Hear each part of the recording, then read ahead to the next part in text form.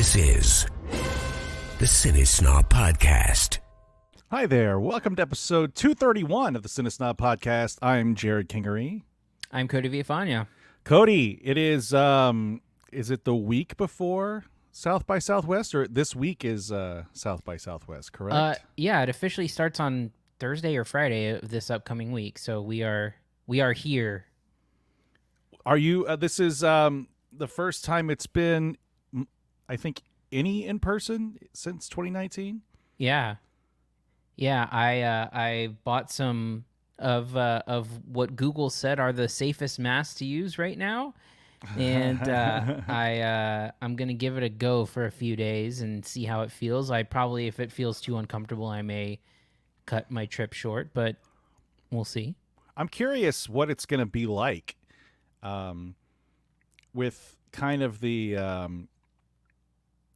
I don't want to say like the attitude, but like the mindset shifting that, like, all right, we're at the end of this again.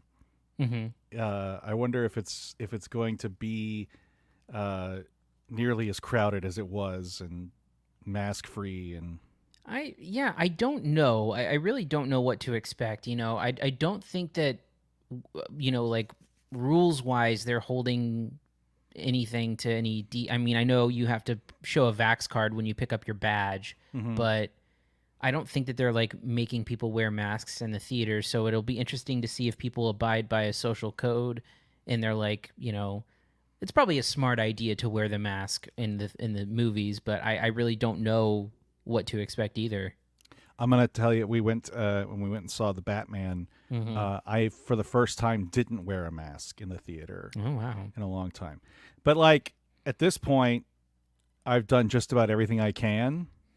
Yeah. Like, I've gotten triple vaxxed and had COVID, so I don't know. Yeah, I mean, at some point, all you can do is get vaccinated and try to maintain social distance and wear a mask when you can't, and hope for the best. So I'm glad I didn't have to wear a mask because they didn't have the air conditioning right in that theater, and it was hot as shit. Oh, it would have yeah. been miserable to wear a mask. Well, I think the primary issue with South by Southwest is that it's such a global event. And so, I'm sure there's going to be a South by variant that, comes out of a bunch of people from different areas mixing. And They suspected that back when ACL happened, but I don't think anything really came of that. ACL required you to be vaccinated or have a negative test within whatever it was, 2 or 3 days. Yeah. So that didn't become like a super spreader, and that was like right on the cusp of Omicron. Yeah. I don't know. I'm not going this year. I know you are. I am going to miss it a little bit, but just not ready to go back to something that ginormous yet, I don't think. Yeah, I mean, I think the thing about it is that if you go to certain events that are just, asses to elbows, it's kind of rough. If you're sitting in a theater, you are sitting next to people, but I feel like I would feel comfortable like being at the Paramount with a mask. I think I would be okay with that. I think I'm okay with that. We did the Paramount when we saw Mystery Science Theater 3000 live. We did that with a mask. However, that's where I suspect I might have gotten Omicron, because that was like right before it happened. Mm-hmm. But I mean, that was a couple months ago, so it's certainly died down around here a lot. We're in stage 2 of restrictions, and when we were back then in stage 5, so... Yeah. Not that it necessarily means anything, because the state doesn't allow the city to enforce anything. But yeah, it doesn't matter anyway. But yeah, it's like a moral victory that you have, that you're in stage 2. I wonder if like all the free shit's gonna be back this year. Yeah, I don't know, because I think those are like the major, like there's a shit ton of people at them kind of things. But I don't think that like brands or whatever are going to give a shit about people getting COVID if they have something to promote. Yeah. You're gonna head to the fuck. I'm trying to think of something funny, like the Something House, to get a free hamburger. Yeah. I don't know. Yeah, there's been some good ones before. What's the one that was always the free hamburger? Yeah. Reeperbahn or something, like a Swedish or a German. Hamburg. That's a classic one. That's one that I try to hit up every year because it's just legit free burgers and fries. Do you remember when McDonald's became the sponsor? And we were part of that stupid video, and I said something about being a culture warrior, and that was a good time. What was that for, like Money Magazine, or I can't remember what it was for. I don't know, but you were passionately defending McDonald's. I was like, hey, look, who gives a shit? Yeah. We were talking about this at work, and my company was trying to buy into a sponsorship, and they said the CEO said they weren't very aggressive trying to get back with him. So I'm curious as to what their practice is now. Like he said that they didn't try to sell him, which seems strange. I don't know. I don't know a lot about South by, other than like they apparently have no operating budget outside of the festival, and then when they canceled the festival, they had to lay a bunch of people off. And yeah, it was a bit of a mess. Anyway, well, I'm curious to what's going to come out of it. What's the big movie premiering this year? So Richard Linklater's new movie is premiering, which for South by is probably the biggest deal. But there's a bunch of stuff that's premiering at South by and then coming out like a week later, like that new Sandra Bullock and Channing Tatum movie is premiering there, and there's an A24 movie. That horror movie X is premiering like 5 days later. So, there's nothing huge, but there's a lot of like Sundance spillover. There's, some interesting sounding documentaries. I'm waiting to hear back on an interview, which we'll see if that ends up panning out. But you told me this one. It seems like young you would be very happy. Yeah, and I don't want to give it away to spoil and also jinx myself, but let's just say I'm hoping that I'm able to give 900%. I hope you. I don't know. I'm trying to think of something funny. You hope the interview's a real boom boom hook jam. I hope no one recognizes you in the airport. Isn't that the new thing? Something like that. Anyway, I wanted to bring this up before we moved on. It just reminds me I was reminded of this story today that apropos of nothing, but did you see that someone released a bat in one of the movie theaters here during a Batman screening? I did not see that. It's here in Austin, a place called the Movie House and Eatery. Somebody brought a bat into the theater for the screening of the Batman and let it go. Well, there's plenty of bats in Austin. Yeah, but you're not supposed to pick them up. So, anyway. I'm sure that went over really well. Yeah, like, hey, ho, a bat. Like, great, thanks, jack off. Now we got to leave. Like, this bat's freaked out. Poor bat is scared to shitless, and everyone's got to be freaked out. I've been in a theater where, like, a guy came in and started, like, freaking out and yelling. Yeah. I don't know if that was scarier than a bat.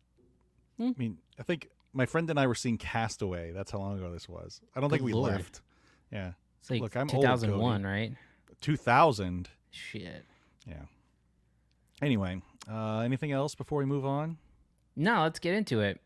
All right, let's go ahead and let's go ahead and move on to reviews. Here are this week's reviews. A bitch. First up this week, we have The Batman. Bruce Wayne. Sorry. I wouldn't be bothering you here, but your people keep telling me you're unavailable.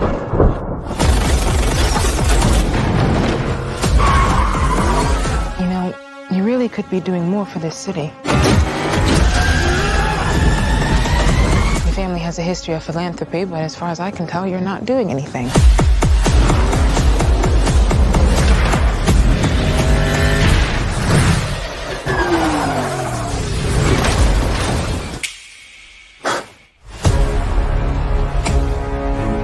The Riddler is asking for you. The killer left this for the Batman. Why is he writing to you? You came. I've been trying to reach you. Riddler's latest. It's all about the Waynes. If we don't stand up, no one will. You got a lot of cats. I have a thing about strays. The bat and the cat. It's got a nice ring. You a new friend of yours? I'm not so sure. This is the most recent iteration of the Batman character to hit the silver screen. So you've got the 4 movies, starting with the Burton stuff. You've got the 3 movies from Nolan. You've got the 2 movies with Batman vs. Superman and then Justice League. So that's 9 movies. This would be the 10th Batman film, so to speak, in the last 30 plus years. Cody, this one is also directed by a favorite of yours, I know, Matt Reeves. Mm-hmm. I'm a big fan as well. Tell us about The Batman and what you thought of it. Yeah, well, I think, the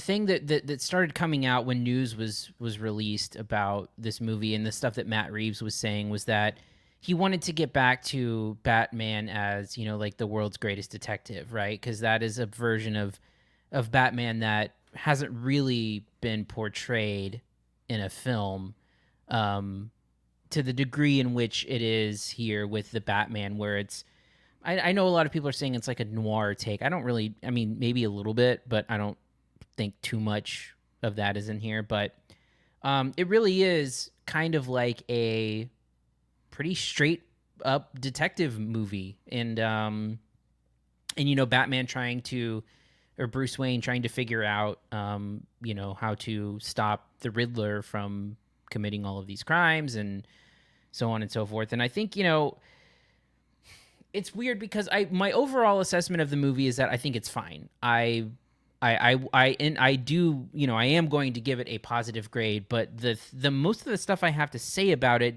isn't going to sound that way. Which is to say that, I think that it's really well directed. I think Matt Reeves does a really great job. I think his visual style, I think, is something that I think is always on display. His movies always look really great. There's a lot of creative camera work, a lot of moving cameras, and great, really cool shots. And I think when there are action sequences in the movie, they're well constructed. That crash scene is really cool. I think that there's a big set piece in the third act of the movie that I think is really interestingly done. But I think the action set pieces there's not a lot of them. I don't think, and I think it's pretty, like I said, it's pretty wrapped up in the detective story. I think the biggest issue I have with the movie is that, to me, and again, my knowledge of Batman is all of the movies that I've seen. I don't go back with comics or TV shows or anything like that. But for me, none of it really feels like a Batman movie. Like, I think if you like take away Robert Pattinson's costume, I don't know that it reads as Batman as much as it reads as like just a basic detective movie. Because I think, like when you start talking about villains, I think the Riddler is, it's more of like a creepy serial killer vibe. I know a lot of people have been referencing Seven as a touch point, which I think is apt, but if not, like, I don't think it's like completely accurate, but I think it's a decent comparison. But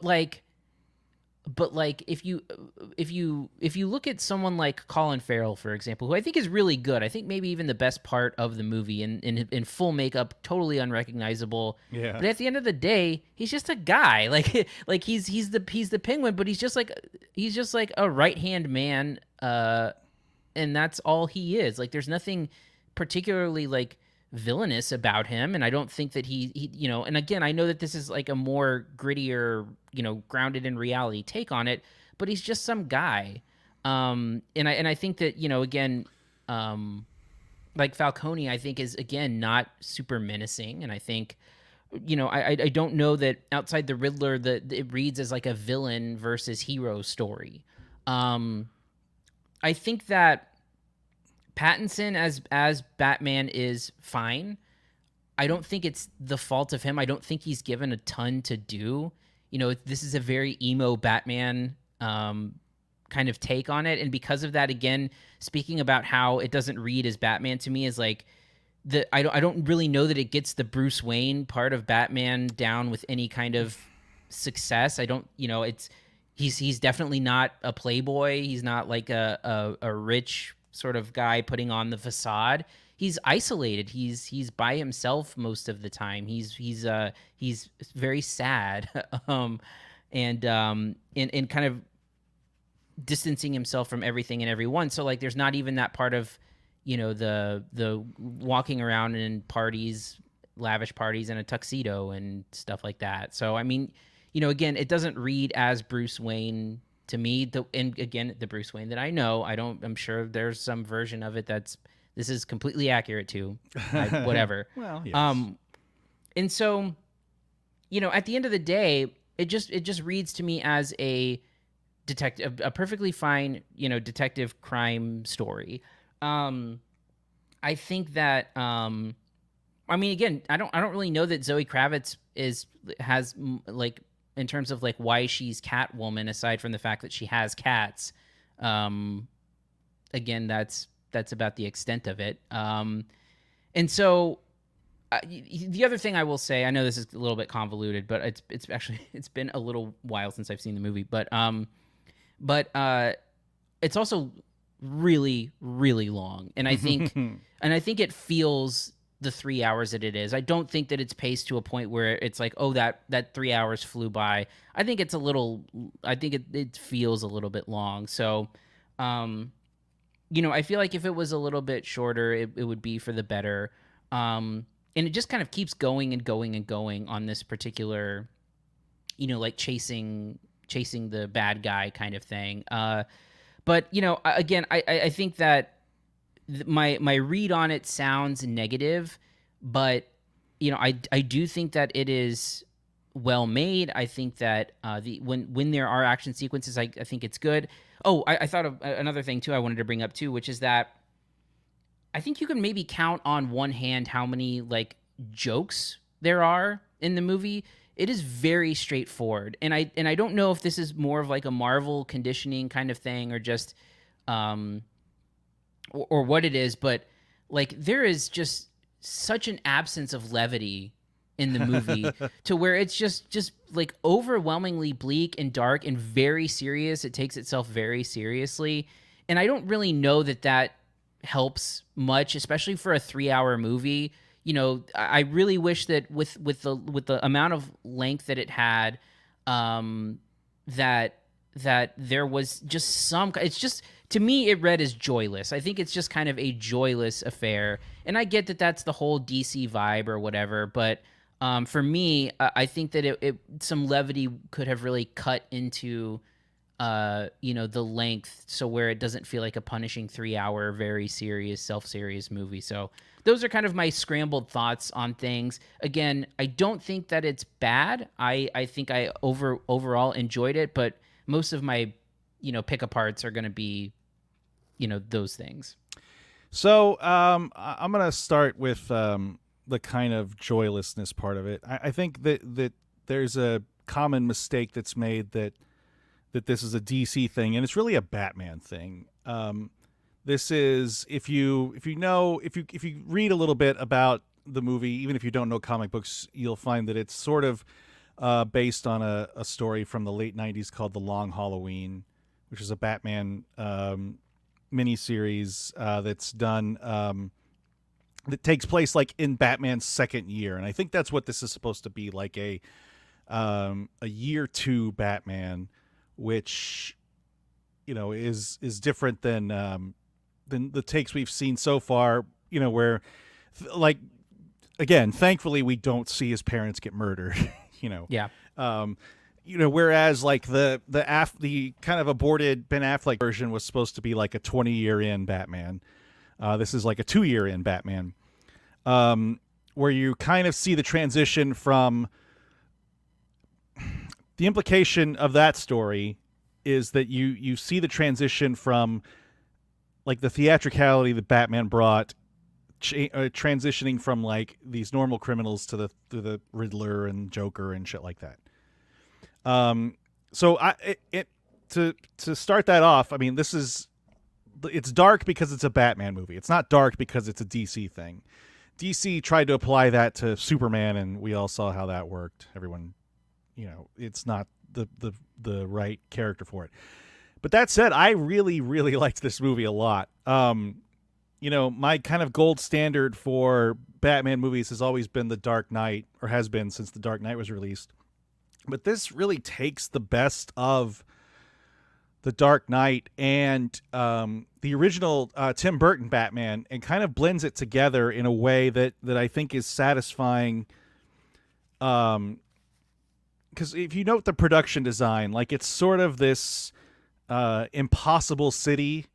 Like it's just a bunch of alleyways, and like it's almost Blade Runner-esque if you've ever seen the first Blade Runner, which is very reminiscent of the first Tim Burton movie. And then it grounds it in a realism, and I don't think it's not like Nolan's movies where it hits you over the head with how realistic it was trying to be, like pointing out like the existence of everything. But the idea that Batman's like moving at street level here, like walking into crime scenes, that's a take that we just haven't seen before. And I think it's incredibly refreshing to see. It's something that I've been wanting to see for a long time, because there's you never watched any of Batman the Animated Series, right? No. That's kind of the only real modern take that's ever approached this as like he's a peer of Commissioner Gordon. They kind of work together on these things.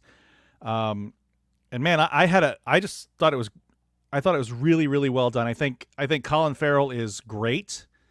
I think I like Robert Pattinson a lot. I think that this is really the kind of, you get the vibe that the Bruce Wayne character is, the Bruce Wayne part of him isn't like, he is Batman. He's no longer Bruce Wayne. I think that's the implication here.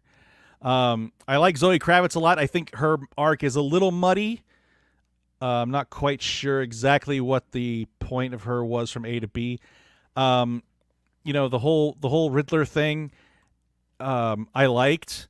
I think I'm not going to spoil it here,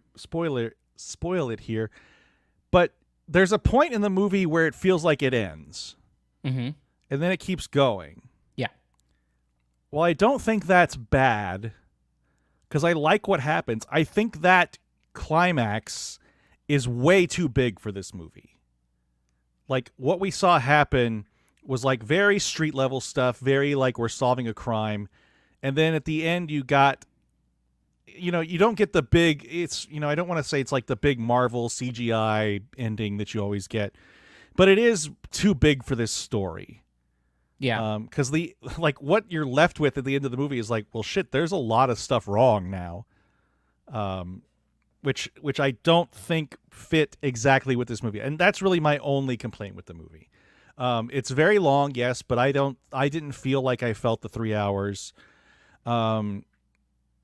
I loved the score. I mean, I love Michael Giacchino typically, but I think the score is great. And I'm still trying to wrap my head around it if I think it's the best Batman movie so far, and I think it's pretty goddamn close. If it hasn't surpassed, like, for pure like movie making, taking nostalgia out of it, taking, everything out of it, other than like entertaining from A to B, from beginning to end, I think this is really, really close to something like The Dark Knight.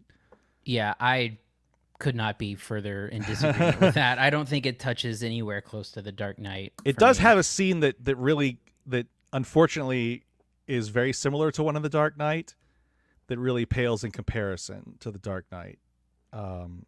It's a scene inside a police station, if you know what I'm talking about. Mm-hmm. I don't know. I just think it was really, really well done, and I'm eager to see it again. I haven't felt that way in a while about a Batman movie, I guess, since The Dark Knight, but I really, really do want to see it again. Anyway, what's your grade, Cody, for The Batman? Yeah, so I'm gonna stick with a B minus again. I'm not gonna give it a negative score, and I think that again to its credit, and I think one thing that really helps it out is that it is a different take than the superhero fighting some again planet destructing Yes. entity that's going to happen. And so the mere fact that it's grounded and it's all taking place within this one city of with a criminal kind of creating a localized threat is refreshing for sure. And I wish more of these comic book movies did things like that instead of extinction level events. Again, I wanted so much more from it, I think, and I wanted it to, like I said, I wanted it to feel a little bit more, to me, like Batman specifically, like the stuff that I've seen before. To some degree, I don't want like a carbon copy of it, but things reminiscent of it. And then, like I said, some levity would have been welcome. You just always want those jokes, huh? Yeah, bring back Joss Whedon to write jokes. What's he done wrong? I'm gonna give it an A minus. I think it's really good. The more I think about it, the more I enjoyed it. I've been listening to the score in my car driving around, and it's pretty great. Do you ever listen to Michael Giacchino's stuff, like outside of the films? Yeah, so he wrote the Cloverfield overture that's in the end credits, and that is amazing. His Planet of the Apes stuff I've listened to as well outside of that, and he in his Super 8 score is really good. Have you noticed like how all the titles are puns? Yeah, like it's such a weird thing to be like this serious Batman music, and it's like some goofy name. Yeah. I love that. Anyway, I love his Star Trek theme too. Oh yeah. That's one of my favorite things about those movies is his music. I think one of my favorite pieces of his is in War for the Planet of the Apes when they're like escaping. Mm-hmm. God, that's a great piece of music. But I think this Batman again. That's another thing. Like this Batman theme, I think is the first time since the Danny Elfman movies, or Danny Elfman's theme for the original movies, that we've had anything close to something like a definitive theme. Mm-hmm. Anyway. All right, let's move on to our next movie, After Yang. Come on, Yang. What are you doing? Come on.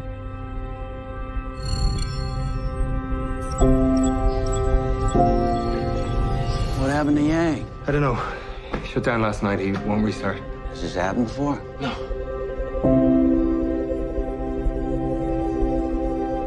If we can't get Yang fixed, we're not gonna buy another sibling for Mika.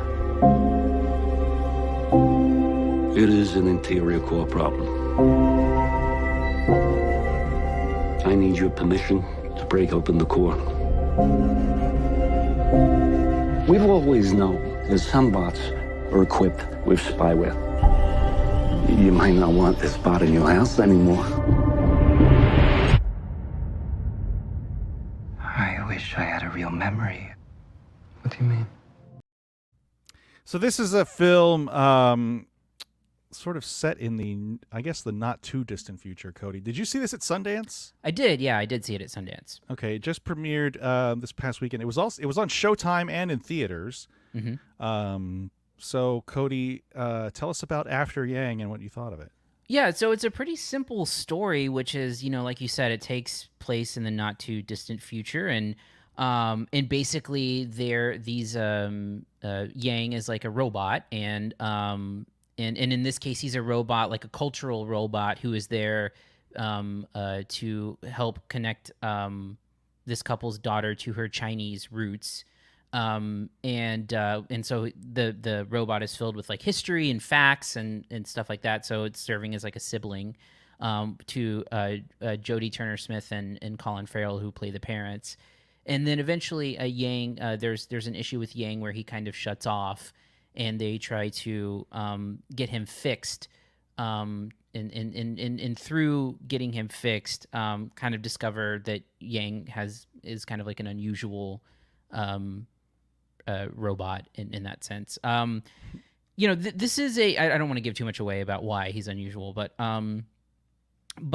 you know, this is the kind of like sci-fi movie that I love and I wish there was more of, which is just a very like grounded story that is set in a sci-fi setting. You know, it's you know, similar to like something like Another Earth, for example, which I feel like would be a good pairing with this. But you know, it's a very Ex Machina. Yeah, Ex Machina is a good example too. But it's very quiet. It's very understated. There's not a lot of flash. But it's a really good for me movie about that sort of gets into the nuances of like what it means to be alive, and you know, it's very meditative in that sense. And I think that you know, I really enjoyed the first part about it, but I really like the final act of the movie where it sort of reveals a little bit more about Yang, and just again talks about the importance of memory and again being alive and that kind of thing. It's hard to talk about without giving too much away, but I really liked it. I think again, understated but great performance from like Colin Farrell, who I think is really good and making, you know, continues to make really interesting choices. And yeah, I think it's got a really good script. It's not the most exciting movie. It's again very understated, but again, the type of sci-fi I love is telling really human, really interesting, you know, character stories or character studies, and putting it in this, like, you know, like the idea behind like the flying cars and the video and stuff like that. It's all like really well done on a low budget. And you know, too, the idea that the robots look entirely human means that you get to, you know, you don't have to pay some crazy budget for robotic features and stuff like that. So I really, really enjoyed this movie. You know, I thought it was fine. And you know, I'm not a, you know, I can enjoy that understated sci-fi from time to time. There's a lot of times though I feel like that exchanges mood for like story points, and I think this one does that a little bit too much. Like it sets a mood that kind of glosses over some of the bigger points. Like for example, there's like a scene that where he's trying to get Yang repaired, right? Mm-hmm. And then the next scene he's not anymore, and you discover this sort of secret about Yang, mm-hmm. which I don't quite really feel like the movie made the connection there in the right way for me. But again, another thing is I feel like I've seen this before. Like this is kind of what Westworld is about. And I'm by no means a fan of the HBO Westworld. I think it's bloated and up its own ass. But the kind of things you find out about Yang are very, very similar to Westworld, to plot points in Westworld.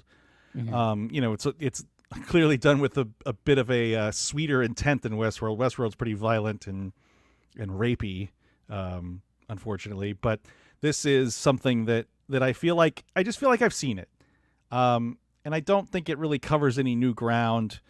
You know, it's very contemplative. It's very much about sort of thinking what's happening. Mm-hmm. You know, and then there's other like plot points littered in there, like other sci-fi elements littered in there that it just sort of glosses over, that I don't really understand like why something is happening. Mm-hmm. I don't know. It's fine. It's totally fine. I just, it feels like it's derivative of Westworld. I know this is based on a short story. It feels like it's derivative of Blade Runner in a way. But I mean, it's fine. It's totally fine. Yeah, and I think for me, I just like the way that it unlocks bits of the story. So like, especially when you it does a really what I really loved was it does this little editing thing where you sort of like where Yang is registering something important, and it'll kind of replay, mm-hmm. you know, what that is, and I really like that editing touch throughout the movie to like, again, because I think that it's done with with an intent of not only telling a story, but having, again, resonant messages about memories and importance of things and stuff like that, which I think is just really well executed. I think it's a really well made movie. And yeah, admittedly, this is sort of right up my alley. So, what's your grade for After Yang, Cody? I'm giving After Yang a B+. I think it's one of the better movies that has come out so far this year. I'm going to go with a B-. I think it's fine. I just feel like it's a little derivative of too many things I've already seen. So I assume this is available on Showtime On Demand. I believe so, yeah. So you can watch this now at home. All right. That's going to do it for this week. Cody, next week, anything happening? Or people just staying out of the way of the Batman? I don't know. Is Turning Red coming out? Oh, yes. March 11th. Turning Red. So Disney Plus. And I think that Netflix Adam Project, that Ryan Reynolds movie, is also out. Oh, yeah. So nothing in theaters, but everything headed home. Yeah, we'll see if we'll cover it. I might be too South by Southwesty to be available for it, but we'll see. Okay. You've already watched Turning Red, correct? Mm-hmm. Yeah, I missed out on the screener opportunity, so we're going to wait till Disney Plus. So. Yeah. Anyway, if you want to reach us, you can email us at podcast@cinesnob.net. Find us on Twitter @CineSnob, Facebook CineSnobNet, YouTube.com/CineSnob. Anything else, Cody? No, I don't think so. I look forward to discussing South by Southwest and attending. It'll be the last, only get a few film festivals a year, and so if you see Cody at South by, cough in my face. Yeah, test that Z95 or Z. What is it? Is it an N95? No, I went with the Korean 94 mask. Never heard of it. It's like a KB94 or something like that. Wow. Hopefully that works. It was made by LG, so. Is it electronic in any way? Why is it? It just has a screen that goes like COVID free that runs across it. It's a plasma mask. Yeah. All right. On that note, I'm Jerrod Kingery. I'm Cody Villafana. Thank you for listening to the CineSnob Podcast. To read reviews, interviews, and more, visit cinesnob.net. See you next week.